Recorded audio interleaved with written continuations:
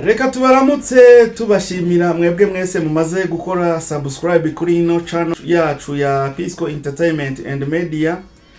Sangwa nikaze muri ikino kiganiro twabateguriye cuno munsi. Umuzi jaka yuko tuba turayaga ku tuntu n'utundi ndababwire strategie zimwe z'ukuntu abarundi benshi bashobora kwibwa kukutamenya. Niko no bivuga bashobora kwibwa kukutamenya bitishije kuri aya matelefone nyene. Izi telefone izi ni inkorabara.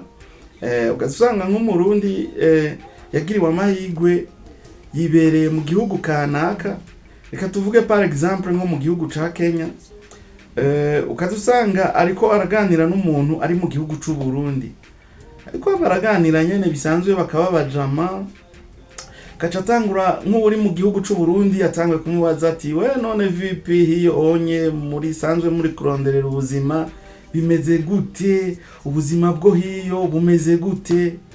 Rero mu gihe watubiye ukadusanga uriko urabaza nk'umurundi yamaze kuvengwa, usanga mbere kwanza atari no muri Nairobi yibereye muri interieur, usanga yikorera ibikorwa byo muri interieur, akaca atakubwira ati ati ahubwo muri Kenya ibintu vraiment bimeze neza. Akaca tora nk'agafoto bishitse akaba yari ifotoje yaragiye ngaha Nairobi ari hajya CBD canke ari muri Uhuru Garden, Uhuru Park, akifotoza akaba ari ahantu nyene heza na za etage ndende ziboneka. Akaca avuga ati ujyanye ngaha anye turabona nk'ijya etage, ati ijya etage niyo nkoreramwo, ati nkorera muri supermarket. Rero umuntu ari mu gihugu c'u Burundi yibereye nko kuragira inka hari ya ruguru za Bururi wacu, hari muyingi wacu za Karuzi ruguru nyene, atari ne town atari ne Bujumbura, kubera yagiriwe amahirwe agakoreshaga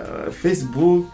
Avuga ati tikumbe mukorera ahantu heza nane, timwibereye muri paradise. Byari narabonye umupeti yakoze ikiganiro, sinumupeti ahubwo n'umujama, avuga ati Nairobi si paradise, avuga ati Nairobi inahantu hazanzwe, ati Nairobi ni kwizi. Ako karagaciyemo acha mubwira ati mukorera ahantu heza, ati none iyo mukora iki? Acha avuga ati twebwe dukorera muri supermarket, usanga dukorera mu supermarket, tugasanga turakora ibya delivery, tugasanga dukora ubuzi nyene bumeze neza. Ati none ukorera muri etage nk'ijya tucubona yuko ibintu bimeze neza. Ati kandi abantu bo muri Kenya baremera Barundi, ati baremera Barundi cyane. Ati abadakorera mu makafetaria usanga bakorera mu maburangerie, usanga bakorera mu makafeta mu ma supermarket. Ati abandi nabo usanga araba chauffeur, ati hari n'abandi usanga bakora igisekirite gikomeye, ugasanga bakorera Jomo Kenyatta bakora igisekirite ku kibuga c'indege nyene. Akavuga ubwira nyene akaca tangura kubwira ubuzi nyene wumva yuko ari ubuzi ibyiza. Akabwira ati none mukaca muhembwa ngahe? Ati nk'abakorera muri supermarket usanga dukorera n'ibihumbi guhera 18 gushika kuri 25, ti 19, 20, 22, ati bivanye n'imisi uhamaza. Ati mugabo baca bagenda barakongera, ati bagenda barakongera pole, ati mugabo ayo utoshobora kubura yo n'ibihumbi 18. Wabundi ari mu gihugu c'u Burundi kitangura kumaza ati none nk'ivyo bihumbi 18, ati yo bari n'amahera ngahe mu mahera ya mu Barundi? Jamubwira ati n'amahera menshi, ati n'amahera ashika nk'ibihumbi 800, ibihumbi 900, ati bivanye n'ukuntu idolari ryaduze. Ati udusanga ari amahera meza cyane, udusanga dukorera nk'uyu ugushikiye nko ku bihumbi 900, ati canke ugakorera nk'umuriyoni wo mu gihugu c'u Burundi. Ati none umwarimu wo mu gihugu c'u Burundi yoba hembwa ngahe? Kubera wewe wibereye ruguru ubona ko umukozi wa leta ari umwarimu, ubona ko umukozi wa leta ari goronome, ubona ko umukozi wa leta ari umuganga. Urumva utangura gukomara n'imishahara y'aba baganga bari ngaho mu karere iwanyu ruguru. Urazi yuko abantu twibera ruguru iwacu ubwo ari bwo buzi bwa leta buhari. Akaca tangura akakubwira ati ati bro, ati ayo mahera ndakubwiye, ati na mustanteri ntayakorera ko wibereye mu ikomine hari ya ruguru, usanga mustanteri ari we mutegetsi akomeye cyane we uzi. usanga nka mustantera akorera nk'ibihumbi 600 ariko ushitse nk'ino ugakorera nk'umuriyoni ari ugishika kandi bakazoguma bakongera turumva yuko ibintu bica bigenda neza. Wawe ndari mu gihugu c'u Burundi acavuga ati ati ntubona nkaho gabro ati jewe nkaho onye nokora nk'imyaka 2 noca ntunga noca mbo mugwiza tunga.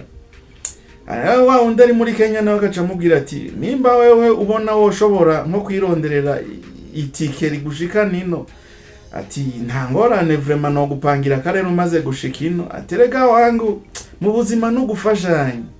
Wa mutipe nawe yibere hari ya ruguru mucendajura acagira ati ati umujama ndamutomboye nana ati umutipe yemeye ko yomfasha akandonderera akazi akananyakira nshitse Nairobi ati akandonderera akazi nshobora kuronka umuriyoni ku kwezi ati umujama vraiment reka ndamugira umujama tatangura gukora imitwe aguma umuyagisha bukeya bite bro waraye gute.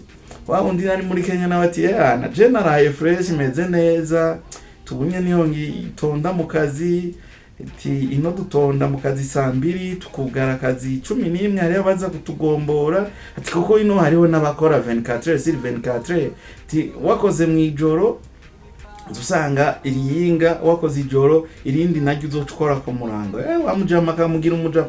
Rero mu nyuma ukadusanga wa murundi nawe ari mu gihugu c'u Burundi agumya musatira. Wa wundi ari muri Kenya nawe akaca atangura kwiga imitwe ukuntu yo mu ginoti gaca mubwira ati none wewe ibyangombwa byo korohera kubona aca avuga ati sha mu Burundi passport ubunye ni ngoma kurindira urarindira passport ugasanga urindiriye umwanya muniniya.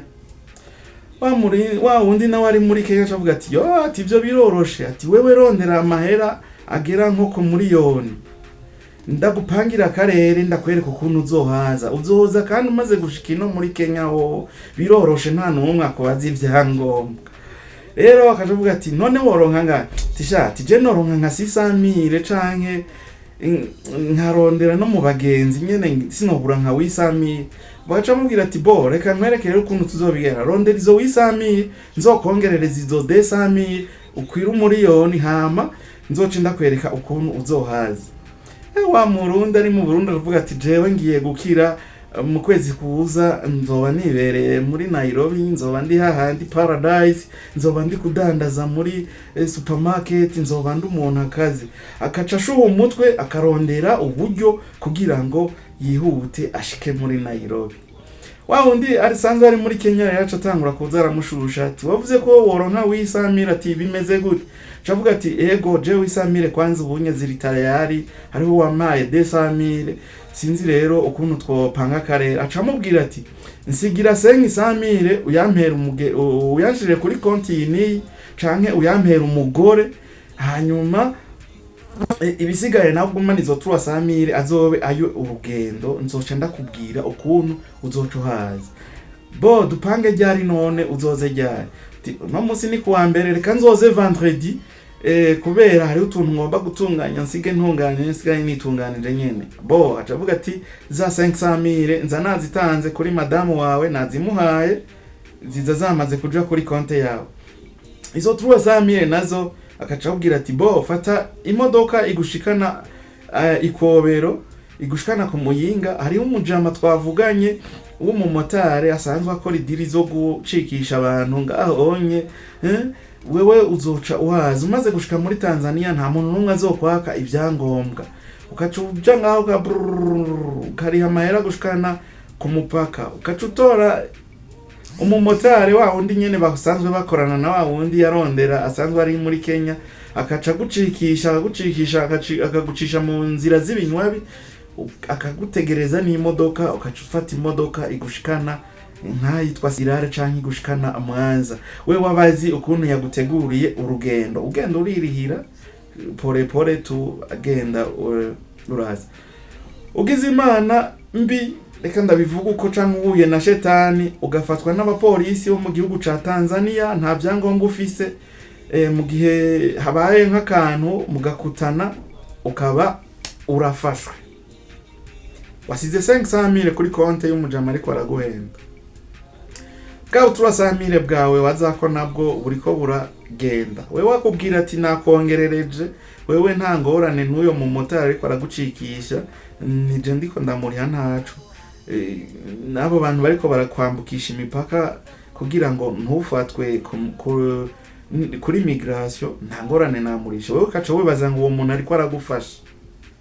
Ugeze muri Tanzania hagati ugasanga habaye nk'akantu polisi iragufashe ikigushira mu gasho. Citangura gukoma induru ngo abatanzania ni babi, ngo abatanzania ngo badufashe, ngo twafunzwe. Bagufunze kubera atavyangombwa ufise, kuko no mu gihugu c'u Burundi itegeko rihari ni gutemberana akaranga muntu. Nawe mu gihe wowe uvuye mu kindi gihugu ugashika mu gihugu ca kibanyi nta vyangombwa ufise, urumva baragufata, kandi niko bitegerezwa kuba biri aho uba wamaze guhendwa. Mu gihe rero wagize amahirwe naho ukajabuka iyo mipaka yose, polisi ntiyigeze igufata mu gihugu ca Tanzania, urambutse n'umupaka urashitse no mu gihugu ca Kenya. Washika mu gihugu ca Kenya ukamubwira wa mujama ati burya je ndambutse umupaka ndinjiye mu gihugu ca Kenya. Aca avuga ati wewe kuja tu ugashika Nairobi, je nsanzwe nkorera Nairobi centre, ni washika Nairobi jewe ndaza kukwakira ucu telefone nta kibazo. Wa mujama chafati imodoka imushikana Nairobi, gushika Nairobi gupigia gutelefona wa mujama yamutumako, telefone yiwe irazimije. Weviriye ruguru ntiwigeze uja ni Bujumbura ntaho uzi ikaburimbi rimwe ibarabara, ntabwo uzi na 28 Novembre, nta nubwe uzi Avenue du Peuple mu Burundi hajya ku Ntahangwa. Urashitse ubonye highway Nairobi, amabarabara aca mu kirere andi aca mu kuzimu, amabarabara atandatu agerekeranye, nta kuntu woshobora no kuja ukibarabara.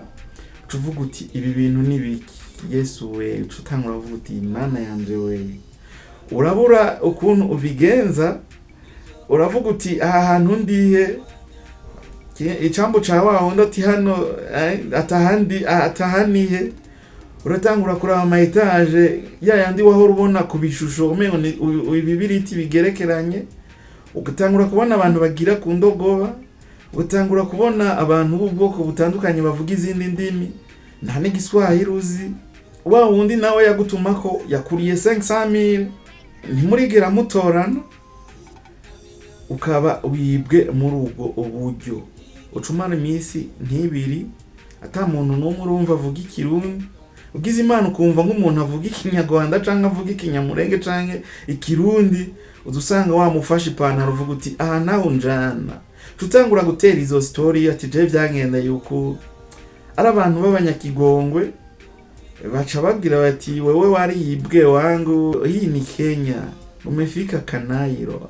Uba washite mu bundi buzima kwanza, uba wamaze gushika mu bundi buzima butandukanye n'ubwo wari usanzwe urimo, kuko ubanze kubona n'amazu yaho, ukabona n'amabarabara yaho, ukabona n'imiduga myinshi yaho, ucuvuga uti hano hantu haranshisha.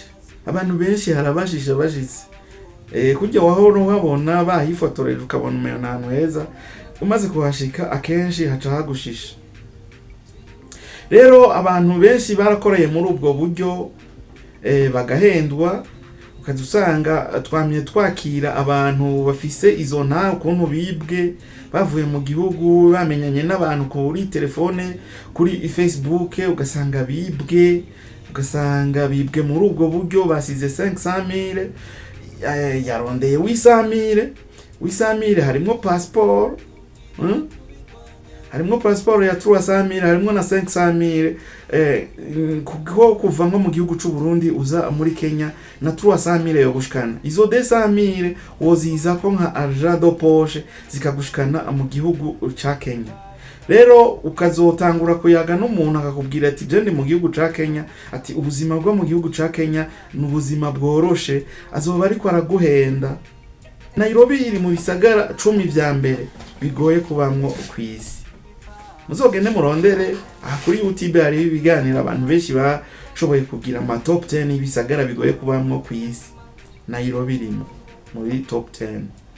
Rero Barundi kazi wari kuranyumvira uri mu gihugu c'u Burundi, ntuzokwibwe muri ubwo buryo ngo uhuye n'umuntu ngo ari kuri Facebook ngo ariko arakubwira ngo ubuzima bwino ngo buroroshe ngo bakorera mu ma supermarket. Ino nta barundi bakorera mu ma supermarket, nta barundi bakorera muri ayo ma boulangerie. Abarundi usanga bakora ubuzi bundi busanzwe, ubuzi bwo kwibako nyene. Kandi ntuzove muhira udandaje itongo canke udandaje igitungo ngo uje muri Kenya, kuko kugira ngo uzosubizeho iryo tongo canke ngo uzosubizeho ico gitungwa bizofata imyaka 2 kugira ngo ubure yanka wadandaza. None wumva uzoba uri mu nyungu izahe? Ego turashimira diaspora yaragiye iragwanya ubwo busuma, baragiye barasemerera, baratinda baramenya n'abantu bakora izo diri, barabashikako barababwira ati hagarika ivyo bintu. Benshi barabihagaritse. Ubunye n'abantu turiko turumva mu mabarabara ngo bariko baratogwa ngo bahenzwe, ngo n'abantu bavuye mu gihugu c'u Burundi ngo bariko ngo baribwa ngo bibwe mu buryo budatahuritse, mu buryo nk'ubwo. Rero wewe wumvirije kino kiganiro ugisangize n'abandi kugira ngo abantu bari mu Burundi bakeneye kuza mu gihugu ca Kenya baze barondere abantu basanzwe bazi, bareke kurondera abantu bihuriye kuri Facebook ngo hari ikintu ngo bazobafasha. Ikiganiro rero nari nateguye ecuno munsi cari nk'ico gitanga nk'akarorero ukuntu abantu bamwe n'abandi bashobora kwibwa mu buryo budasobanutse, bashobora kwibwa akandi aribo bagiye gusatira abantu bibereye mu buzima usanga bunagoye. Kwanza mu gihugu ca Kenya akakubwira ati ni Nairobi, kumbe usanga yibereye Kisumu, usanga yibereye Narok, ugasanga canke yibereye za Moyale, yibereye za Nakuru, nta nubwo arabona nawe nyene Nairobi, ugasanga yibereye Eldoret canke yibereye mu kandi karere wanashima za Ukambani. Ugasanga rero wibwe muri ubwo buryo kubera ubujuju bwawe, kubera ukugenda utabaza. Iyi ndirimbo nkunda gukoresha ni indirimbo yaririmbwe na Young Famous. Abari bazi mu Young Famous mu mwara yumva cyane. Nini bivuga iti ukutamenya kugwaruka ni nkingi mbi mu gihugu. Rero gwaruka muriko murahendwa, ntimuze murahendwa ngo mugiye kurondererwa ubuzi bumeze neza mu gihugu ca Kenya mubanje kwibwa. Naho utaha rero mu kindi kiganiro. Imana ibahezagire. Ndashimiye wewe wumvirije kino kiganiro. Ndashimiye kandi na wewe wari ufitaniye contact n'umuntu ari muri Kenya utazi ariko araguha imitwe yo kuza muri Kenya atabyangombwa ufise.